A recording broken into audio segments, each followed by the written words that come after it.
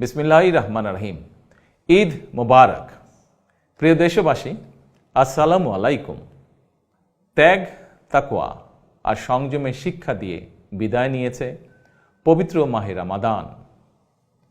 মাসব্যাপী সিয়াম সাধনার পর মুসলিম উম্মার বিশ্বজনীন ঐক্য, সংহতি, সহমর্মিতা এবং অনাবিল আনন্দের বার্তা নিয়ে এলো পবিত্র ঈদ উল ফিতর।